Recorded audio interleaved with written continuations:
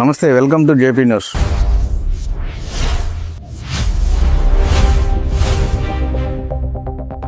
వీళ్ళు దేవాంగులు, వీళ్ళు మగ్గం నేర్చుకునే వాళ్ళు. గతంలో వీళ్ళకి 2001లో ఎంఆర్ఓ గారే ఒక పట్టా ఇచ్చారు. అది కూడా ఆ ఏరియా ఏందంటే ఏం ఏరియా అమ్మా ఇది? మల్లాలపేట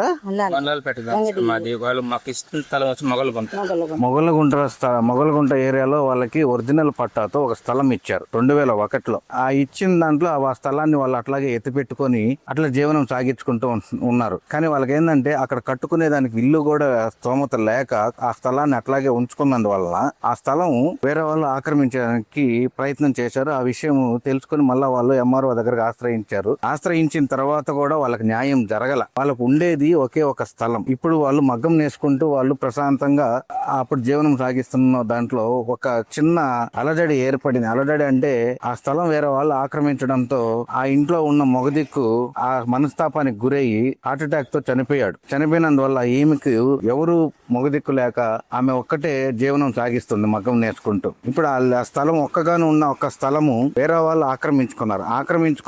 ఆక్రమించుకున్న వాళ్ళు ఇలాంటి పట్టాన్ని సృష్టించారు. దొంగ పట్టాన్ని సృష్టించి అది లేఅవుట్ లోకి ఎంట్రీ చేయించుకొని ఎంఆర్ఓ ఆఫీస్ లో ఎంట్రీ చేయించుకొని దీన్ని విఆర్ఓ గారు సపోర్ట్ చేస్తున్నారు. ఆ విఆర్ఓ గారికి సపోర్ట్ చేసిన దాన్ని వాళ్ళు అక్కడ కబ్జా చేసిన వాళ్ళు ఇల్లు కూడా కట్టుకో ఉన్నారు. ఇక్కడ చూస్తే ఈ ఒరిజినల్ పట్టాకి దీనికి ఎంత వ్యత్యాసం ఉందో చూడండి. దీనిలో పూర్తిగా బాగా తెలుస్తుంది. దొంగ పట్టాలు సృష్టించి జీవనాధారం లేకుండా ఆ స్థలంతో ఉన్న వాళ్ళకి ఏ విధమైన న్యాయం జరగాలి. ఇక్కడ ఉన్న వాళ్ళే కొంతమంది ఇలాంటివి సృష్టించి కొన్ని దొంగ పట్టాలు సృష్టించి లేని వాళ్ళకి వాళ్ళ కడుపును కొడుతూ ఉన్న వాళ్ళకి ఇంకా న్యాయం జరుగుతుంది. ఇక్కడ అమ్మ మీకు ఏం జరిగింది ఒకసారి చెప్పండి. సార్ 2001లో ఇచ్చారు సార్ గవర్నమెంట్ కుటుంబ నియంత్రణ కింద ఆపరేషన్ చేసుకున్న దానికి ఇచ్చారు.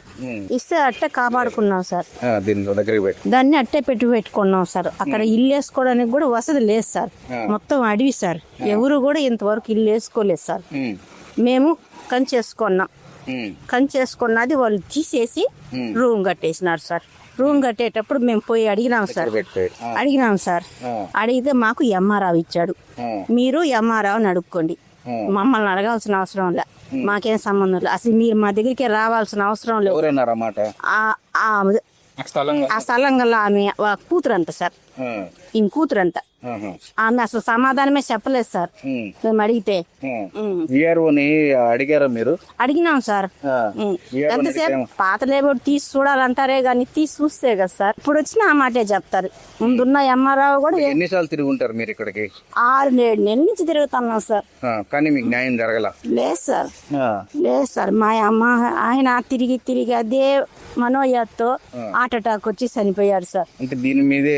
అవును సార్, ఈయన మీదే సార్. దీని మీదే అదే ఆలోచన. మనకు ఉన్న ఆధారం పోయిందే, బిడ్డలకు ఆధారం లేదే అని అదే ఆలోచించేసి హార్ట్ అటాక్ వచ్చి చనిపోయాడు సార్. చనిపోయే ముందర కూడా దీని గురించే మాట్లాడినాడు సార్.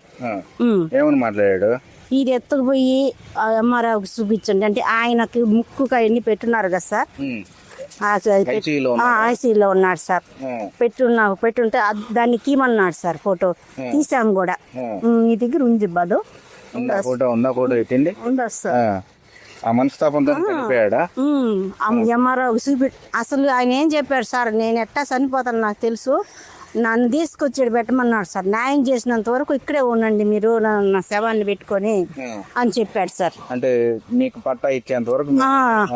కానీ అట్లా చేయలేం కదా సార్.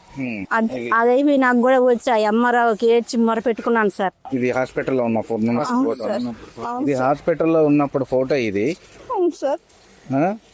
ఇది ఎంత అన్యాయంగా వీళ్ళకి వాళ్ళు పట్టా ఇచ్చిన దాన్ని కూడా క్యాన్సిల్ చేసేసి వేరే వాళ్ళకి ఆక్రమణ చేస్తుంటే కూడా గమ్ముగా చూస్తూ ఉండిపోయిన ఇక్కడ ఎంఆర్ఓ కార్యాలయంలో ఉద్యోగస్తులు ఏ విధమైన ఈ పేదలకి న్యాయం చేయగలుగుతారు? హాస్పిటల్లో ఉన్న వ్యక్తి స్థలం కోసమే ఆలోచించి మరణించాడు అంటే ఒకసారి ఆలోచించండి. వెంకటగిరి ఎంఆర్ఓ కార్యాలయంలో పేద ప్రజలకి ఏమాత్రం న్యాయం జరుగుతుందనేది. ఇప్పుడు వాళ్ళని అర్జీ రాసుకొని నేనే స్వయంగా దిగాము దీంట్లోకి. ఈ న్యాయం వాళ్ళకి జరిగేంత వరకు ఈ జేపీ న్యూస్ వాళ్ళతో సపోర్ట్ గా ఉంటుందని చెప్పేసి నేను హామీ ఇస్తున్నాను. అందుకోసమే ఇప్పుడు ఎంఆర్ఓ గారితో మాట్లాడాము. ఎంఆర్ఓ గారు ఒక అర్జీ ఇమ్మని చెప్పారు. ఆల్రెడీ ఈ స్థలంలో ఇల్లు కట్టేస్తున్నది.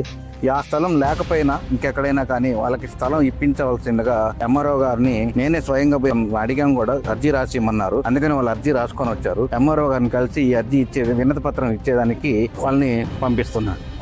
రండమ్మా వెళ్దాం.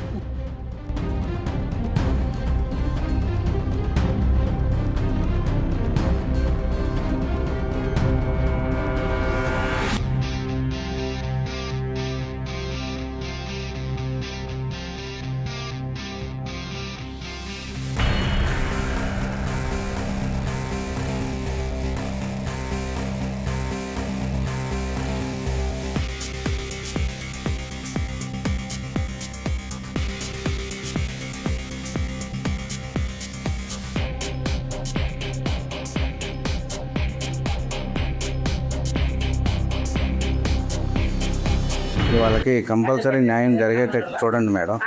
వాళ్ళు మళ్ళీ ఇబ్బంది పడకుండా ఉండేటట్టు వాళ్ళకి ఏ విధమైన సరే ఒక న్యాయం జరగాలి. వాళ్ళకి అక్కడ కాకపోయినా వేరే దగ్గర అయినా ఒక స్థలం ఏర్పాటు వాళ్ళకి అవకాశం ఉంటే, ఎందుకంటే ఈమె ఒంటరిగా ఉండే ఆమె కాబట్టి అంత దూరంలో ఇల్లు కట్టుకోలేదు కూడా.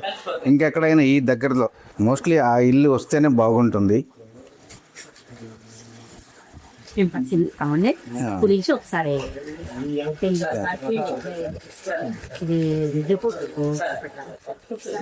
బయలుదేరుతా only madam. Thanks madam. Okay సరే.